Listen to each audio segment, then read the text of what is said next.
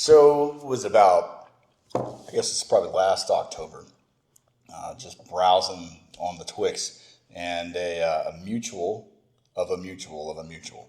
I mean, just a random third person share. A lady was requested looking for someone to take her son hunting.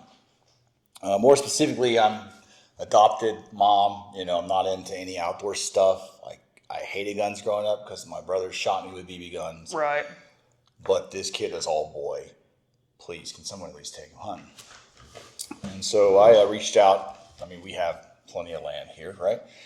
And I said, ma'am, I don't know where you're located, because she could have been in Mobile for all I know. But if you're within an hour or two and you're willing to drive to where we're at, I am more than happy to take him out. And I have more deer than I can throw a rock at. They're a nuisance, honestly, around here. So it turns out she's only about an hour and a little over an hour away. So as we talked some more, I got to know a little more about her. We kind of set that plan into motion and said, all right, well, we'll keep in touch. And when deer season rolls around, we'll see what's going on. And so I think you and I were talking about that one night. Yeah.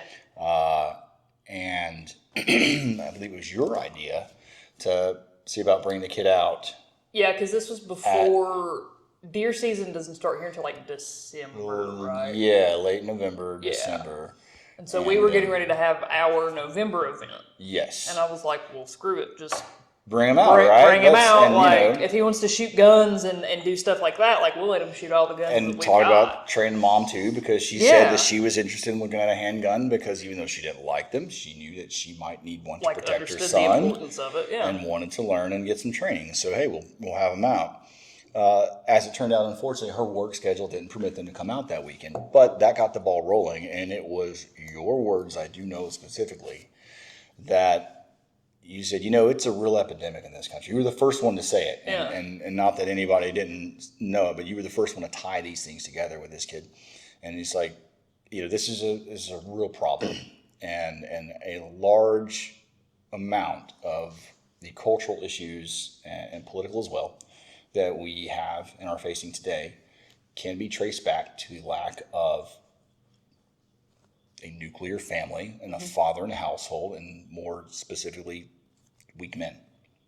Right? That's kind of where we're at. Yeah.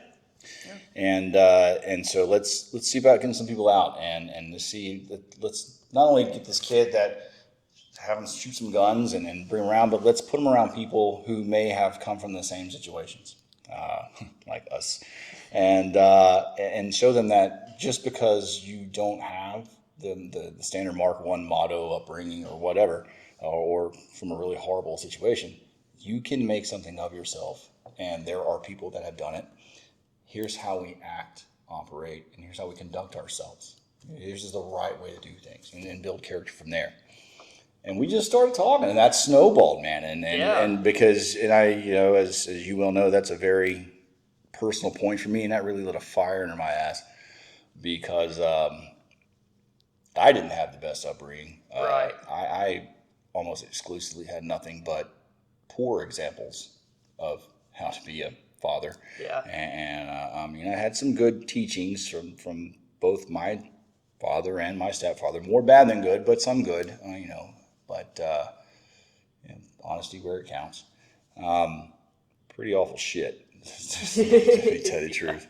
My biological father, from the time until I really got older and I left my parents' house to live with him when I was 13, from the mental and physical abuse that was dealt on me daily by my stepfather, and telling me that, quote, my father was a worthless piece of shit. I was just like him, and I would always be that way. Damn. From the time I was like 9. Yeah. Dude, that was a routine, right? And that's pretty rough. But anyhow, I didn't know anything that my real father was anything but a saint, because he was the most fun guy. He was amazingly talented, super athlete, and all this stuff. But he was a sociopath. He was for whatever reason, despite all his talents and gifts he was given, he'd spin gold in a matter of minutes, but he would not ever hold a job for more than 6 or 8 months, because he'd just one day decide, I want to go fuck off and play, right? And so he'd start the line game and run around. Yeah. But Yeah, he was kind of a low-level crook in a lot of ways. For instance, so like I said, I left to live with him. I lived with him from my freshman year of high school through my junior year of high school until I wound up homeless after my junior year of high school before I went to senior year of high school. And that was kind of the last straw after a series of living in and out of hotels over summer and then not knowing if the hotel we were living in was going to be unlocked or not. Right. And so I can't do this anymore. And that was after I was commuting like 80-something miles one way to high school, living in Birmingham and going to school in Talladega. It was a ride. I learned a lot. Yeah. But, I eventually went back to live with my parents. And my mother, working in a mortgage capacity, looked my credit up before I applied for student loans and stuff to enter in college. And so we found that my dad had opened many, many accounts in my name, taking ads out of the newspaper while I lived with him, long distance phone back then, landlines, long distance calls and stuff, like thousands and thousands of dollars that were like delinquent in my name. Fortunately, I was a minor and I was still a minor at the time, so we had it all, erased and everything else. But yeah, that was who my father was. Yeah. And I was the one light of his life, no doubt. And I'm not making a joke about that. He was more proud of me than anything in the world, and that's still how he, So like I said, I wasn't taught the right ways, and I was a turd too when I was young. I'm not gonna lie, I wasn't a perfect person. I had to learn how to be an adult, and I made some real fucked up mistakes, and I'm still a flawed person. But that's where the Brassroots thing came from, man. That we just started chatting about that, and I just we were talking the other day about helping homeless people. And I don't often do it. And I often feel that homelessness in a lot of ways is a mental health problem, but a lot of people make their own decisions to put themselves in a bad spot. However, there have been multiple times where I have, for example, we were going to a concert in Birmingham a couple of years ago, me and my wife and the girls, and we had packed our food, going to Avondale Brewery. I think it was a Jimmy Eat World concert, actually. There was a guy and his dog sitting on the side of the highway. We got off and parked. Yeah. And we were about to turn. It wasn't even a red light. It was a stop sign. And I just had to wait in the car, and I just looked at Kat, give my food now. She's what? I was like, give me my food now. Just glass, lock, container, everything. And I just rolled in here you go, dude. You need this. And I don't know what. I don't know why. Yeah. And he was like, thank you. For whatever reason. So, I help people like that every now and then. And I just lost my fucking train of thought, so we can edit that. But what was I talking about? God damn it, dude. Helping, Brassroots, homelessness. I don't know what the hell, where I was going about helping people out, but the homelessness part. But I'm just saying I'm a callous asshole for the most part. But honestly, I don't remember where I was going with that. I do that. It'll come back. Yeah, I've had a few blows to the head. Anybody knows me well, there's the train of thought. It derails often. So I apologize for that. Fucking Navy guys. Yeah, that's a lot, dude. A lot of head blows, dude. A lot of head trauma. It'll hit me in a minute. Yeah, it'll come back. We'll edit it, or we won't. I don't know. Screw it. My dad being homeless. Where the fuck did I go? Yeah, it's weird that we started this because I didn't even know all of that backstory when I brought it up to you. I had no idea. There's just so much more. Yeah. Yeah, I was like, hey, this might be something that you like, and you just took it and absolutely fucking just bulldozed through everything. I was like, oh, cool, okay. Well, it's I started looking around and we had the other kid we talked about, Jay. I'll just say Jay. Yeah. Local kid, and he was going to come out, and he was a kid and is a kid in a horrific family situation. Mm-hmm. He got in some legal trouble. No shit. 2 days before the event. He was supposed to come out here, yeah. And involving firearms, it was more of a guilt by association, but it prevented him from doing things. Yeah. But just like that kid, we're in a low-income area. This is Walker County, Alabama. You can look it up. It's pretty historically bad. It was a coal mining. It's what built this place, and then that industry largely went away with NAFTA in the 90s, and that is pretty much mostly gone. It's just minor logging and some small coal operation stuff. But with that giant hole that left, just like West Virginia and Kentucky and many other places. A lot of the places where I'm from. got ravaged along with the opioid crisis. Yep. As a matter of fact, the daughters of the people who built this estate OD'd. Was an opioid epidemic, and we found tons of prescription bottles in that house down there. The town that I lived in was a test area for Suboxone. Jesus Christ. Years ago. Yeah. Yeah. Literally. And then when Suboxone came out, everybody was like, oh, it's going to stop the opioid crisis. And then people realized you could just go into a Suboxone clinic and just get it. Mm-hmm. And so that started a whole other pandemic. And then methadone came out. Mm-hmm. Guess who was also a test area for methadone? Because we had the most people addicted to Suboxone. So, yeah. Yeah. Nothing like pharma. It's fantastic. Well, and it's shitty too, because this is something that I've been harping on with the whole like American manufacturing thing. Like, there are some people that just need a job like that. Oh yeah. Like, kids like what you're talking about, like that is a godsend for, like I was watching, I don't know, have you watched Landman? Not yet. Okay. I heard nothing but good stuff about it. It's great. Watch it. But this doesn't spoil anything, but they're talking about like the guys that are roughnecks and how dangerous it is. And there's this chick lawyer that's like, head up ass, head in the clouds, does not rolls around to these like roughneck oil sites in a Mercedes, like just totally out of touch, right? And she's like, this is really dangerous. And Billy Bob Thornton's character, like the main character's like, yeah, that's why they make $200,000 a year. And she's like, that's not enough to not die. And he was like, if you're a felon with an 8th grade education, it's a fucking lottery ticket. Yeah. But like, it really is. And like, there's so many people that don't understand that. And like, yes, I work from a computer all day. Like, that's what I do. But there's so many people that just can't do that. And like, just don't want to do that and just aren't cut out for it, and like that's fine, but like we have to start giving people some sort of other avenue or other purpose or other means to make money than this new fucking digital bullshit that we've created. And I think that's not the main reason that like the fatherlessness problem is such a big issue, but I do think it really contributes to it. When you get all of these guys that out of high school, or like my dad, he dropped out of 8th grade, but he went to trade school like 4 times, You stick them in factories and they've got this great job, then all of a sudden these factories, because of NAFTA, they get up and they go to China or they go to Mexico or whatever, and now you've got somebody that has had this purpose for their whole life, and they've been able to provide, and they've been able to like be the family man, and all of a sudden it's fucking gone. Yeah, look at Detroit. Yeah. I mean, that's a shining example. Yeah. And then like that's not helping. No, not at all. And that's a big problem around here. And I was speaking with one of our local agencies this week, HART, HARTT. They've been around for a while. Fantastic. They do a lot of therapy and counseling. They've been around for a little over a decade, and they work more contracts with the judicial system. So our kid, Jay, is actually going through them and getting help.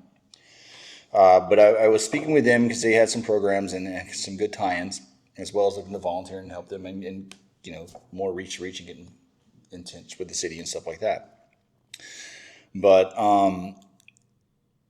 one of the biggest problems, I mean, we have so many grandparents raising kids around here. Yeah. And my wife and I we volunteer so much up at the high school with our daughters, and I retired and I'm staying retired. I don't have a job because I want to be dad. Like, I miss enough time, my girls. Yeah. And that's all I'm doing for the next 5-6 years till we're done. And they're out of the house and gone, and I'll figure it out. But we're up at the high school all the time, and it's really saddening to see how many of these kids, just in the pre-marching season, needing with all the parents and stuff and the guardians, and they're talking about just every kid's going to need a pair of shoes that cost $50, and to see the eye rolls go around there. We donate 3 or 4 pair every year at a minimum, as well as everything else we do up there. But it's horrible, and the problem. I was in marching band. It gets expensive, and these kids are just trying to participate and do something, right? And their parents and their grandparents are struggling, and it's like I said, there's not a lot of income support around here for anyone, and there's a lot of people trying to help, but I mean, the biggest problem is you've got a lot of ladies, and I was trying to be optimistic when I first started on. I said, our biggest issue, our biggest hurdle with Brassroots is going to be the parents, the mothers, the guardians, or one of our biggest. And I mean, that's just an understatement. That is the number one. As a matter of fact, they have some of these kids that are court-ordered therapy to go to this place, and all they have to do is be taken. And these grandparents, parents won't even take them. Yeah. And it's therapy for the child. It's court-ordered, and they won't even just go and show up. So just like we've had a couple different people kind of ghost us after receiving some help. And, a little help, and they get a little involvement, and they're all about it, and then just kind of poof, and then you don't hear from them again, And I know a lot of it, and I've talked to people, and we all know it's a lot of these parents they will use the kids to get stuff. Yeah. They have also trained these kids to kind of guilt trip you, and then these kids have also learned that they get stuff if they do it. Guilt trip. So it's this giant soup of just bullshit you have to wade through, and find, not just to be able to help properly, but find the right people to help. Yeah. And that's like, I guess maybe that's where I was going with the homeless thing earlier. It's like I don't always help. I can be typically I lean to more like, you made your fucking bed, lie in it. I made my bed, right? I dug my way out of some really shitty ones too, Same. right? But there are people that truly do deserve help. And especially when you're talking with these kids cannot affect their situation. And this is why, like you said, when it seems to passion me, I know very, very well what it is like to be a child and locked into a situation where you can't escape a fucking monster every day, no matter what you do. I know what it's like to be sitting on the side of your bathtub, butt-ass naked as a fucking 10-year-old, and have a monster run and kick your fucking bathroom door open, screaming at you because you, quote-unquote, told on him to your mom about I don't know fucking what, and slapped you in the bathtub. Damn. While you're sitting there butt-ass naked as a little kid. Yeah, I know what that's like. Yeah. Yeah, and what the fuck do you do? What the fuck do you can't. And I know what that's like. Yeah. And I remember that, and it kills me because these kids are in these situations and there's nothing they can do. Yeah. And they can't affect that, and they need an advocate, and they need someone that can help them somehow. And there are people that are trying, and so that's got me. My biggest heartache is going to be seeing the kids that I can't get to, and it's going to be tough as we move forward. But it already was with the one that didn't. But that turned out to be that turned out to be gold. a different situation, which was fine. And there's actually more follow up on that. We're looking at getting that kid in. There's a place called Big Oak Ranch. I don't know if you know about it, but it is a home for boys and girls. Yeah, they started about 45-ish years ago. Yeah, and as a home for boys, and then they branched out to home for girls as well. And they have families that have houses like this with like 8 kids, and they're all live in this giant compound. That'd be good. It's amazing. Yeah, because I think we're looking at getting that kid into that. His place. problem is his living situation. His situation, with his psychotic grandparents and no parents and everything else. So that turned out to be where the system actually worked with the kid, but only because he had a couple people like me and like somebody that went back for him. Exactly. That were like, wait a minute, this isn't, correct. Because on the surface it looks like, he's just some shithead little kid that's a criminal. And who would have gone caught up in the system like anybody else if he didn't have people that were already looking out for him that knew very important people in this town. Yeah. So that's a win, but we've got to keep getting those. And there's so much I want to do with this. Another big thing around here is like we're in the South. It's small town USA. We've been here for 5 years, and I'm from this area. I went to church in this area. I'm family friends with named people in this area. And still, people look at us like, who are you? Because I don't sound like this. I don't talk crawdad everywhere I go. Right. Not that I can't, but I mean, for shit's sake. I've never been like that. But people still barely accept us. They give us a side eye. Yeah. Especially my little wife who's from Jersey. You can tell she's not from around here. Yeah. We stick out. You can tell I'm not from around here. Like, you don't know that I'm around here unless I tell you. Yeah. I stick out. You lived in San Diego for 20 years. Yeah. Like, you look and sound like you lived in San Diego for 20 years. Oh, there's the kitty. Yeah. And so people still like, it's a small town, southern place. Yeah. And we've got people that live on the other end of this road that, if you have that family name, people are going to look at you sideways. They're not going to trust you. They're not going to trust you one bit. right? And when you have something like that, that doesn't necessarily mean that everybody's bad. Like example, look at my biological father in Birmingham, Alabama. You say Danny Stearns, there are still people like what a exactly. My dad has one of those names. Yeah. So I've been pulled over before. When they see my license, they're like, "Can you step out of the car?" I'm like, "Oh shit." Yeah. You know. But so if I got a kid like that, and say I'm friends with the man who owns the feed and seed store. Yeah. Right, Jasper Feed and Seed. And this boy wants to do something in that type of industrial or agricultural environment going forward. And now he's 16 years old, he can work. And he's been with us for a year or so, and I can vouch for his character. And I go down there, Mr. David. Mr. David, this is Billy. Billy would like to apply for a job, and I will personally vouch for his character. Yeah. I will make sure he gets here if I need to. And he will be here. Yeah. Right? Despite his name, and I'm telling you, he's a good kid. And this kid works for him for a couple of years, and we make sure he gets there. And we already know he's going to do it because we've already worked with this kid and everything else, right? So we're not just throwing some rando. But now he's been with this pillar of the community business owner as an employee. He's got a character reference that's built up over a couple of years as he's worked his way there through high school and finished high school, is going up as he's grown up. He's done well, and now he has taken that name that he had and he has completely fucking whitewashed it. Mm-hmm. And yeah, he's got the name, but he's also built who he is as an individual outside of that. And not only is he going to, as he stepped outside of that circle, that shadow, but he's going to change it going forward. Yeah. Right? He's going to be, he's not that one. He's not going to live, you know what I'm saying? And so we can do that for these kids. We can get them out there because now they have that character reference and they're going to get a fair shake, whereas they might not if they just... Yeah. You know, they might not even get the job because of their name. Right. I have not gotten jobs because of my name. Yeah. Yeah. And it sucks because it's like, what am I, like, if you want to change your name and you haven't gotten married, it's a huge pain in the ass. And it's expensive. Really?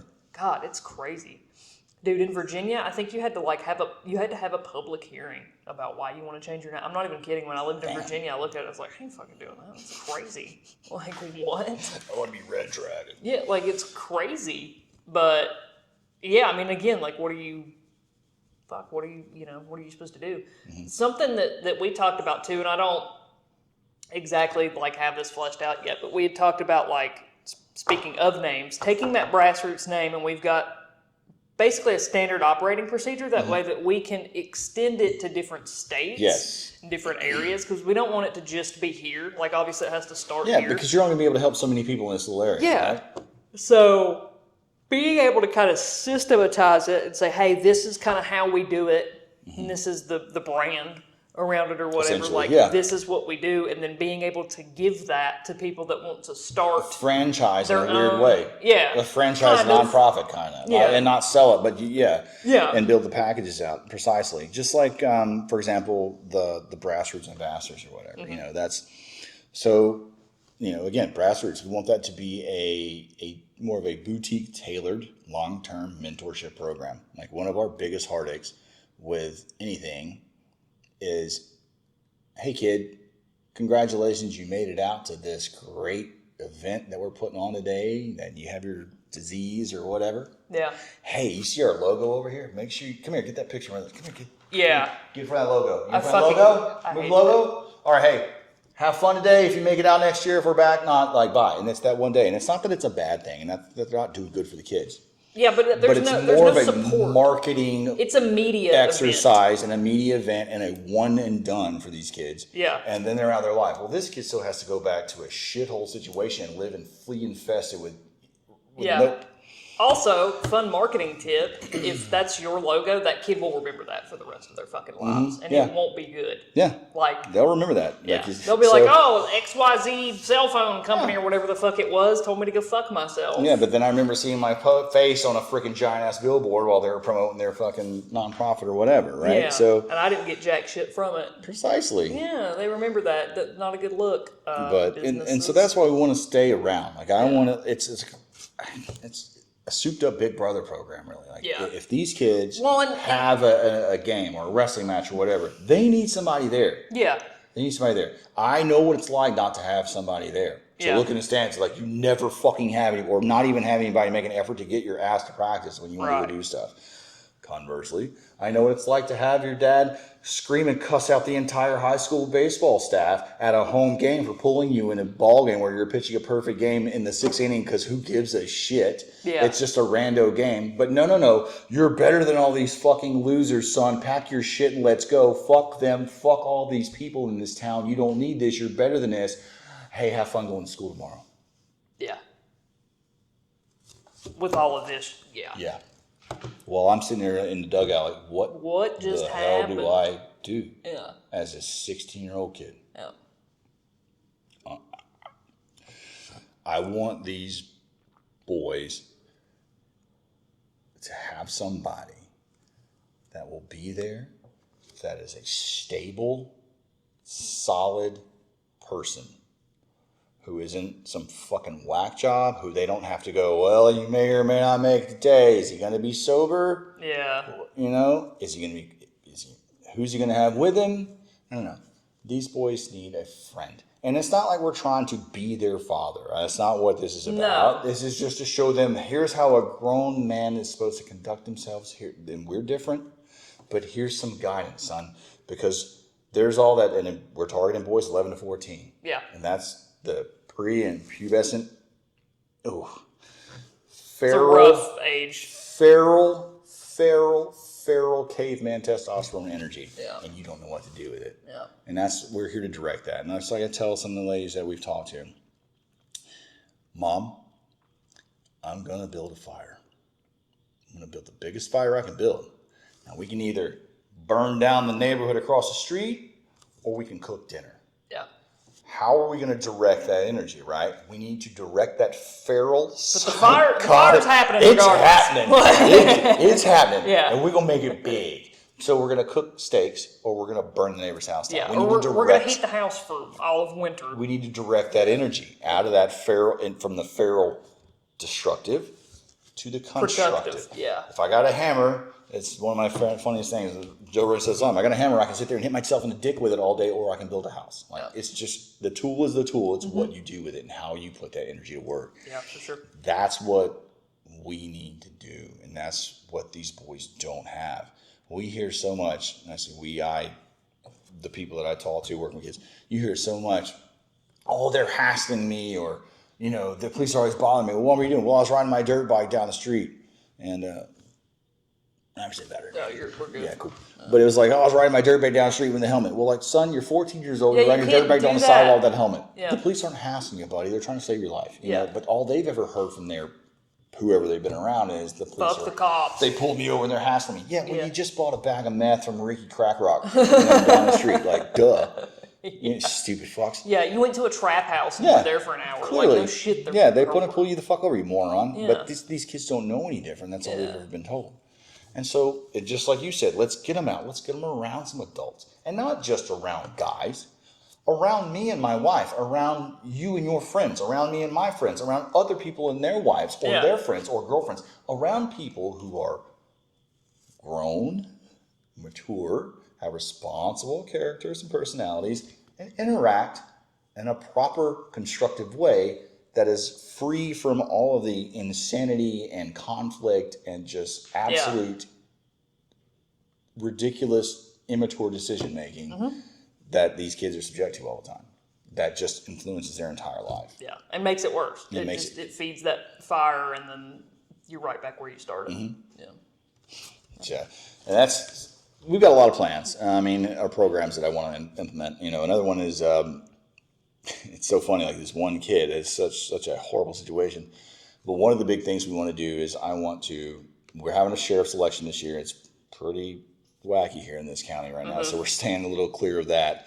Yeah, and wacky's a Yeah, word. I've backed off from that. I'm like, let's just let the sheriff's thing play out, and then they'll re-engage. But so we had talked about using our range and everything else, and letting the sheriff's tactics use that for some dynamic training. The only thing they have in this county is a little 50-foot wide by 50-yard long flood range with a single table. So them boys they need some better work. However, one of the programs we want to do is some of these kids that are in these really horrible situations where they have these violence happening all the time, these domestic issues. Or, for instance, I had to Narcan my grandma last week. True story. Yeah, that's actually a thing that we heard. Yep. From like a what, 12-year-old? He was 12 at the time. Yeah, 13 now. Yeah. And so we have a handful of officers, sheriffs, that aren't necessarily a mentor, but they're dedicated to Brassroots, and they understand us, and they're affiliated with us. And each one of them, and this isn't necessarily every child, but just the ones that have these domestic violence sort of backgrounds, they have this child has a direct contact, and this officer, the sheriff, also knows this kid. Like, this isn't his buddy mentor, but it's a sheriff buddy. Yeah. And they're familiar with each other. They have a relationship, and we've all gone out to like McDonald's or Chick-fil-A. Right.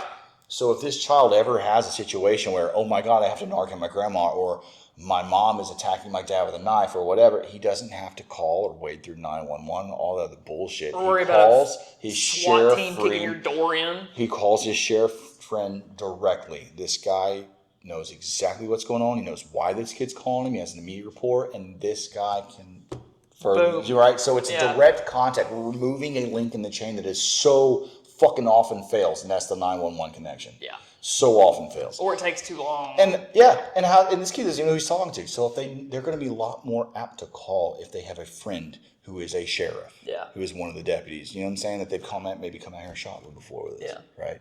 They got to report that kid. That's just one of the many things that we're going to do. Coming this fall, we're going to get in the schools and start teaching.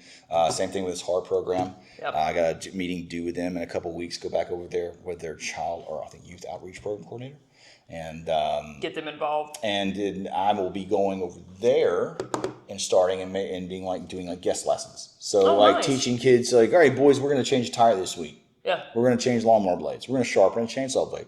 We're going to learn how to shave. That's one of the funny things. Learn how to change your freaking oil. I realized when I was in high school, well, not high school, it was late in high school, I was watching Lethal Weapon 2. I think I was 19.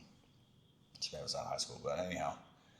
And it was a scene where Danny Glover's teaching his son how to shave in the bathroom. Yeah. I think it was 2, maybe 3. Either way. It occurred to me at that time, no one ever taught me how to shave. Yeah. Ever.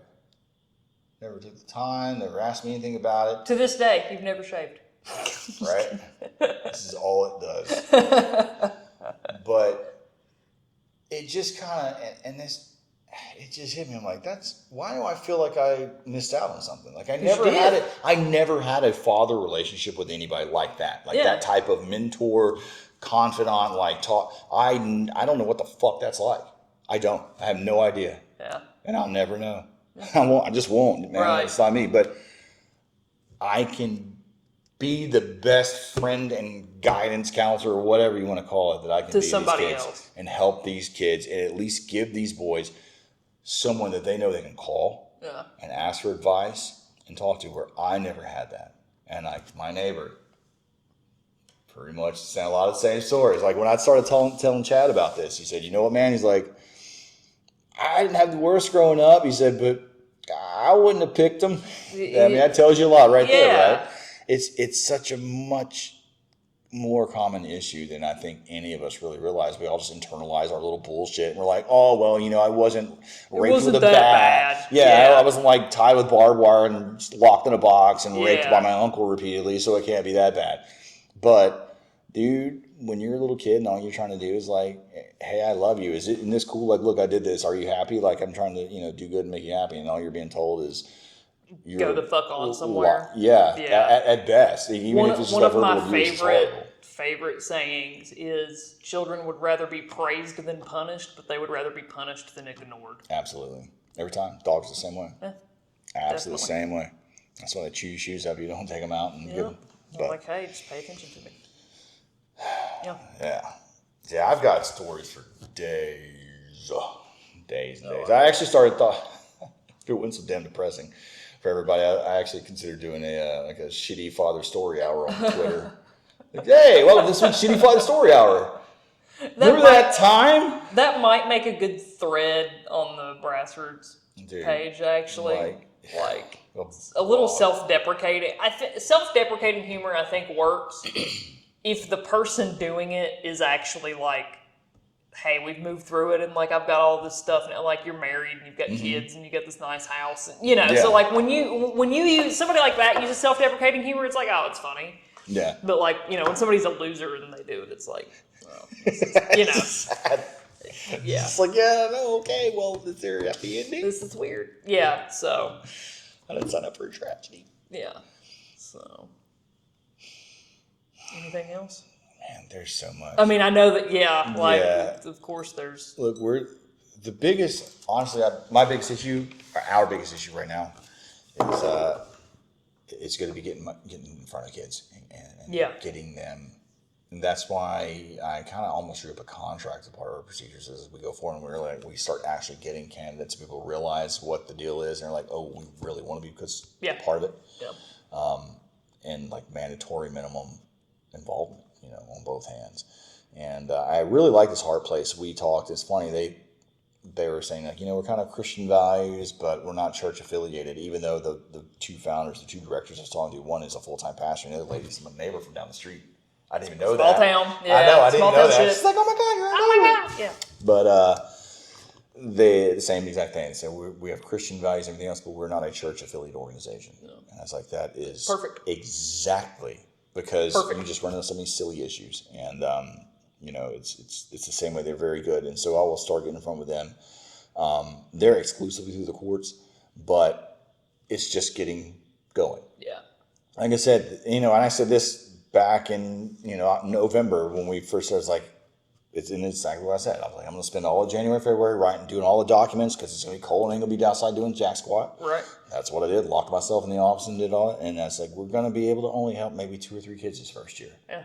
But what we do, anywhere we do anything, we make it count. Like, I can assure you, anything you see, there's 10-fold, 20-fold more going behind the background. We're not the people that are ever out there like, I don't post much.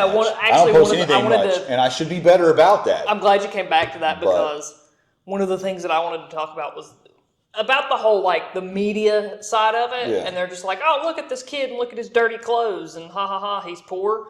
One of the things that we do before any picture, video, social media, any of that shit is taken is you make sure that they've got clean clothes, they've like showered, basic level needs. If you're talking about like Maslow's hierarchy of needs, like that base level is met before any of that happens. Because, absolutely. I mean, when you're worried about if you stink or not. Like, how the fuck are you going to be able to go to a gun range and pay attention to what the RSO's doing? You're absolutely right, and that's part of our core tenets. Like, and that's what I was telling these people hard. It was like another thing. It was like just getting these people there the same way. Yeah.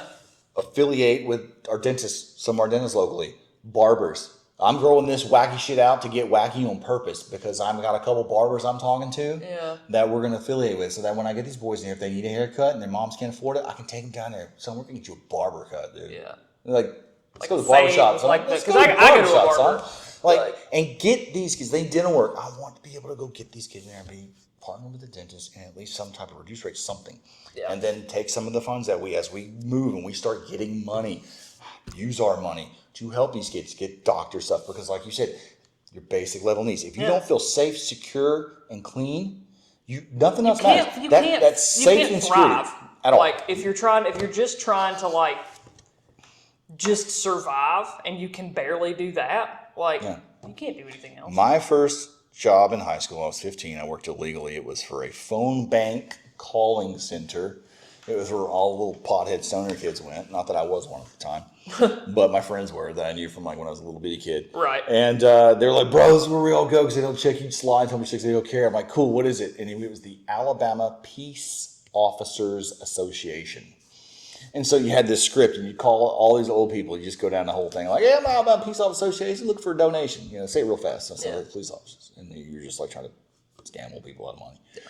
My first paycheck was $76 for 2 weeks worth of work, and I went to fucking Walmart and I bought myself clothes because I had no fucking clothes to wear. Yeah. And I was a freshman in high school. I bought as many different colored plain t-shirts, just solid. I maximized my dollar every fucking way I could because at the time I lived with my father and I had no clothes, and that was what I did my first fucking paycheck. Yeah. My first job ever. $76, went to fucking Walmart. I refused to be that.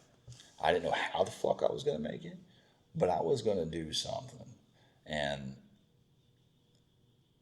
I'm lucky that I had that. My mother was a very stable force in my life, and I'm not crediting her with my saving grace. It's not going to be one of those silly things.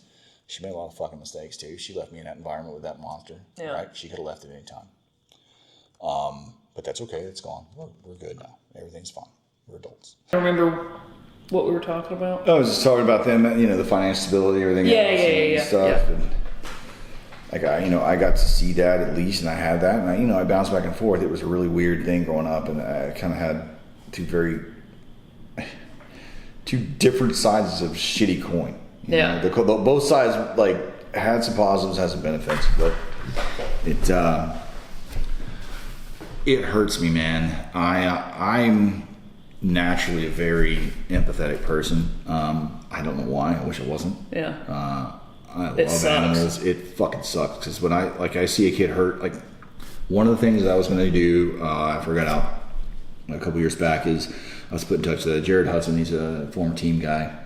He ran for sheriff in Jefferson County, lost, but he has a nonprofit. I cannot remember what the name of it is, but essentially what he does is he assists the sheriff's department, the FBI, and the people in finding and locating sex trafficked young girls.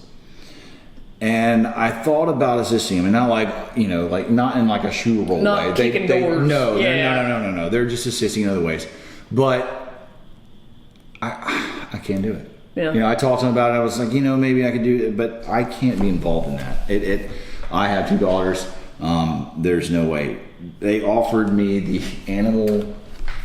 county animal shelter, or not shelter, but the sheriff's office has 1 county animal correctional officer. Jesus, so hard to say. In this Walker County, that's all they're funded for. The man is Mr. Jimmy. He's a very good man. He's the wife of Miss Susie Van, who is on the board with us for the Humane Society of Jasper.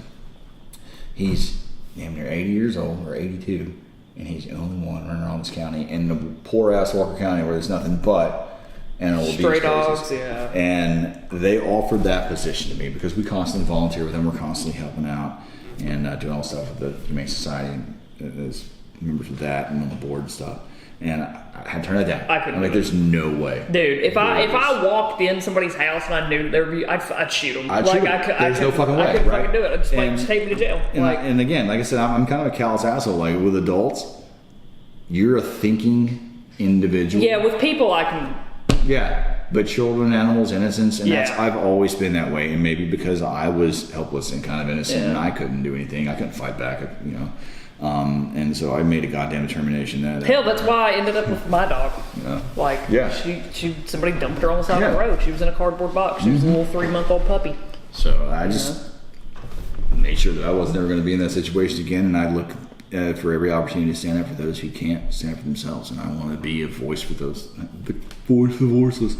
But legitimately, some of these kids have no fucking voice, and they can't say anything, and they have screwed up, right? And so they're up here at the school, and they are, for whatever reason, they're in trouble because look at what their home life's like. Yeah, attention. Like you said, attention. Yeah. Right.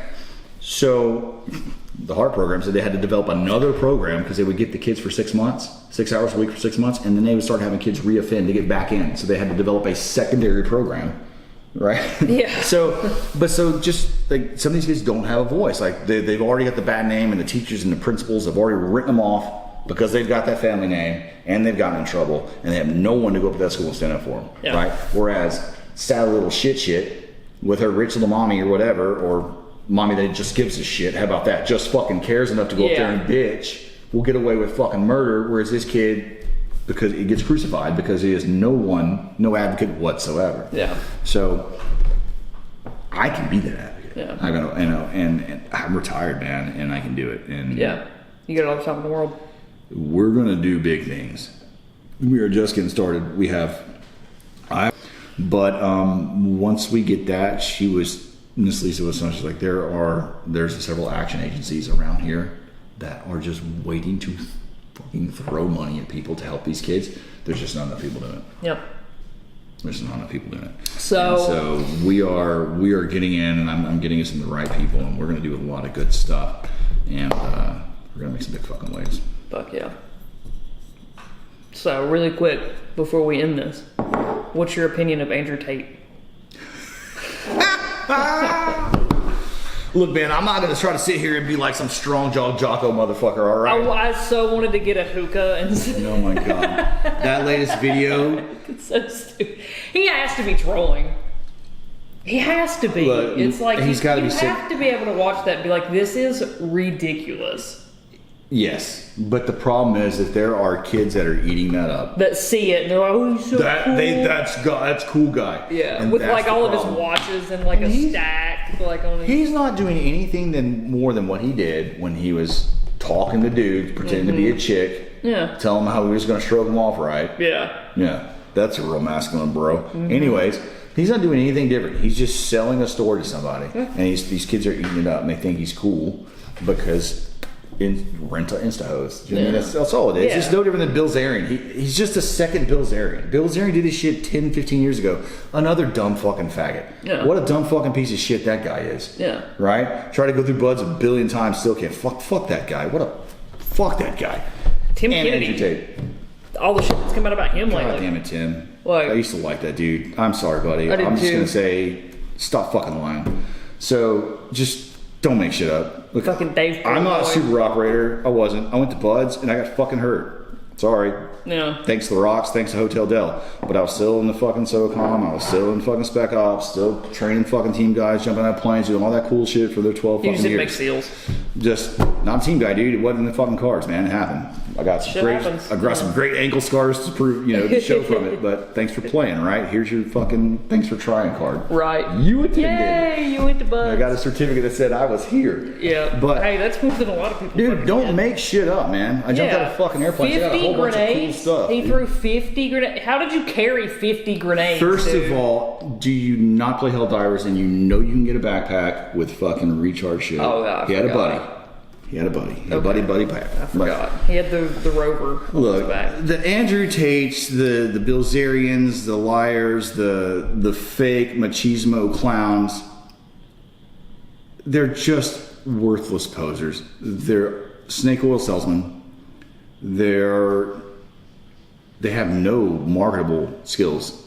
No. Actual real No skills. values. No There's no real backbone, value of anything. no morals, nothing. I refuse to work on anything. I'll pay somebody to do it. Go ahead. Listen, you either learn how to maintain your present or someone else will own your future.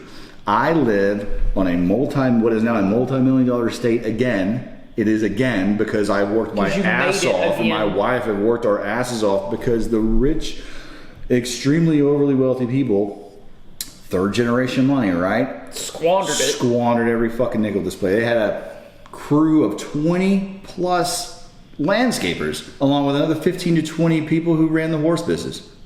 All gone. Penniless. Broke. And I own it now. My broke ass. My stupid little Navy chief. My little wife and her job. We own it because we're smart and worked our asses off.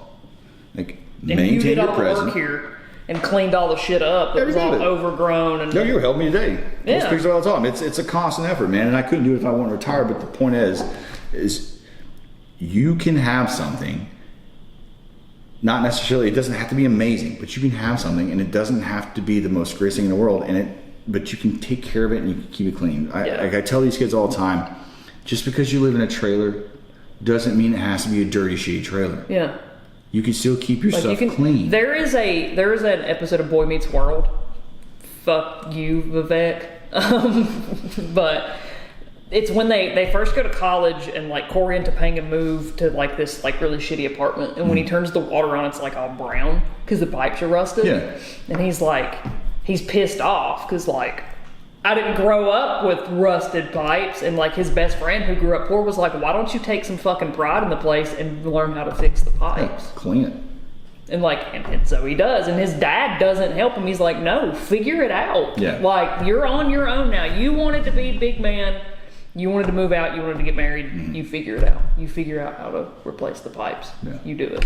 And like, he does, of course, because, it's a TV show. And like, he's so excited and like happy that he did it. And like, now he has pride in the place. Yeah. And like, that whole season is them basically just doing that and like making repairs and stuff like that. Like what we were talking about, the generation that built all of this worked for it, but the generation that inherited it, look what they did, because they didn't work for it. And so why would you have pride in something that you didn't have to like sweat over?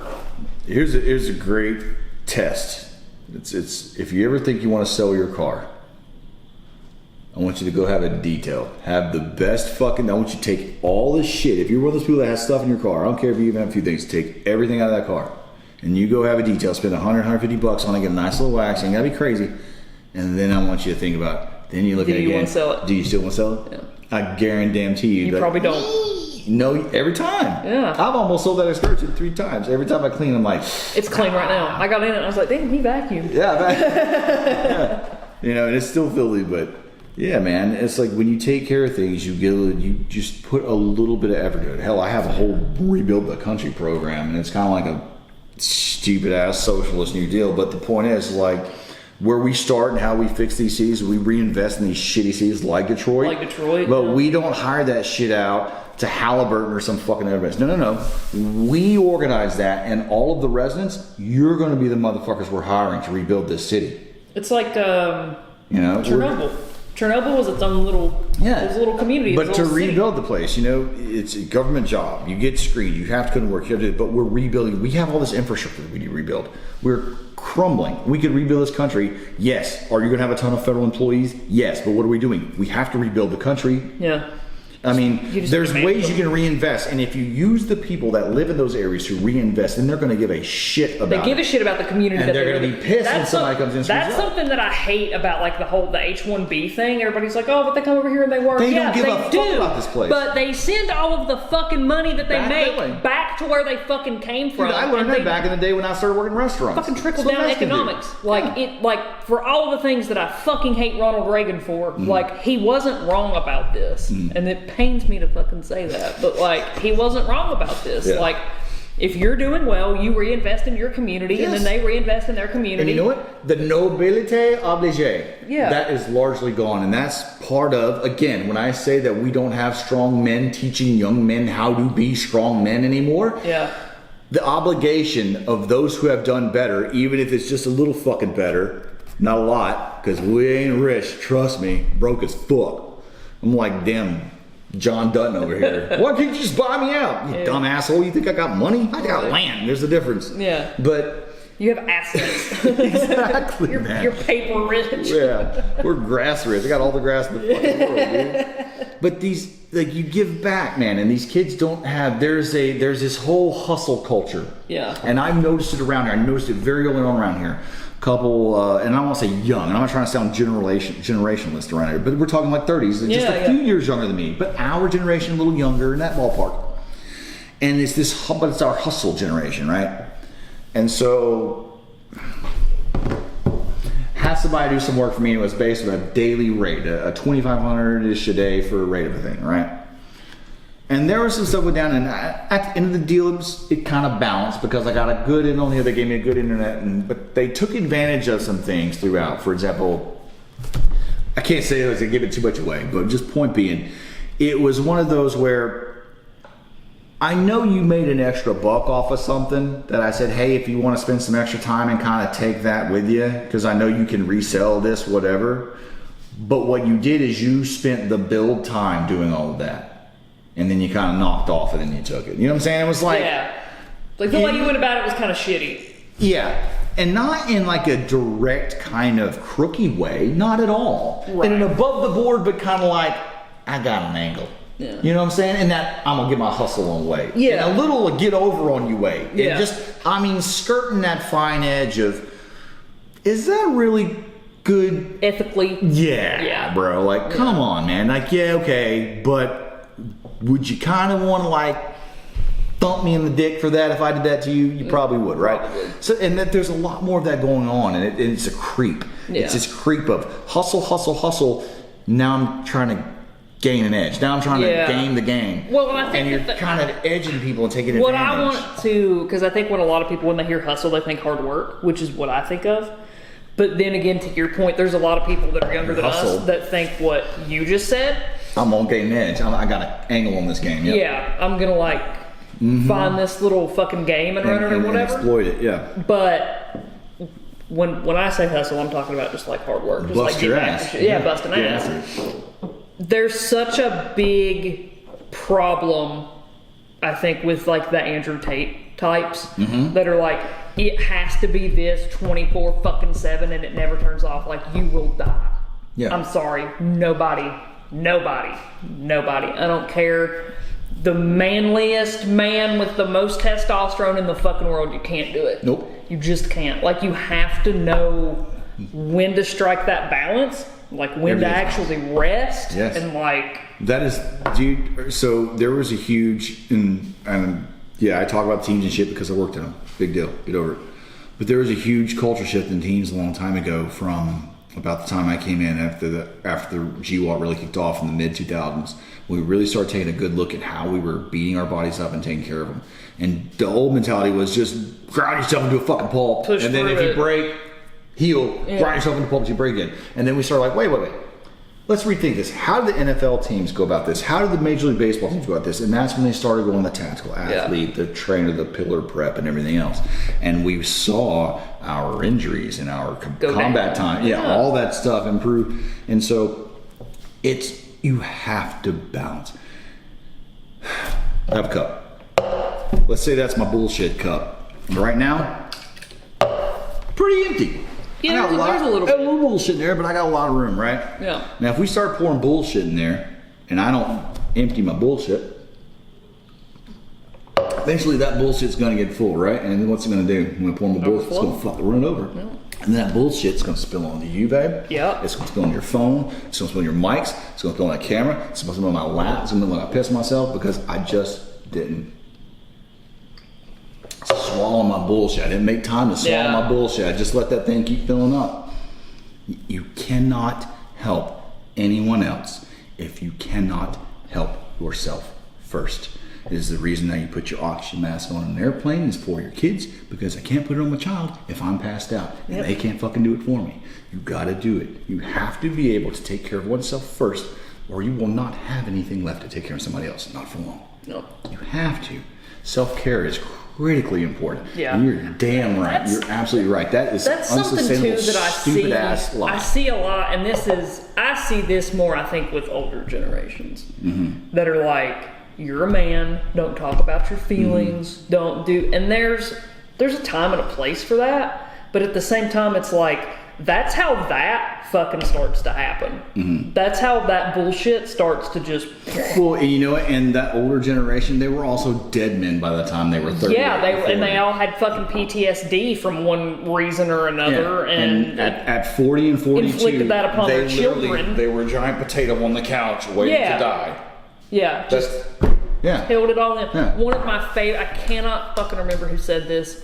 One of my favorite quotes ever is "You look like your life," and it's like So if you, true. oh god, if you really think about it, you're like, We're all a Dorian Gray painting walking around. Yeah. Every one of us. yeah, Every one of us. So you see, like, why do you think porn stars and strippers and rock stars look Age the way that they do. duped, bro? Yeah. It's a hard life, man. Yeah. It's a hard life, dude. It's you wear it on the outside. You do. You wear it on the outside, and you see people. It starts to turn, and it's not pretty. yeah. It's not pretty at all. Because like you really look at like people that do not look as old as they are. They're usually good people, not always, because I mean you can get Freak genetics, surgery but- and shit like that, yeah. genetics, yeah. But I mean for the They're most happy, part, nice people. yeah, Yeah, You you don't hate it. You don't see like hateful ass people that are good looking by the time they're 40. Yeah. like you just don't. Yeah. you just don't. No, you're right. It wears on you. It does. It's just, yeah, you wear that evil on the outside, dude. For sure. Yeah. So I'm excited about everything. I am too. I'm stoked about it. All the support we've gotten has been great. Some hiccups, but growing Growing pains. pains, yeah. And I'm excited about those growing pains because Means you're like growing. hell yeah, means you're growing. And every little hurdle that we can solve now Yeah. is one less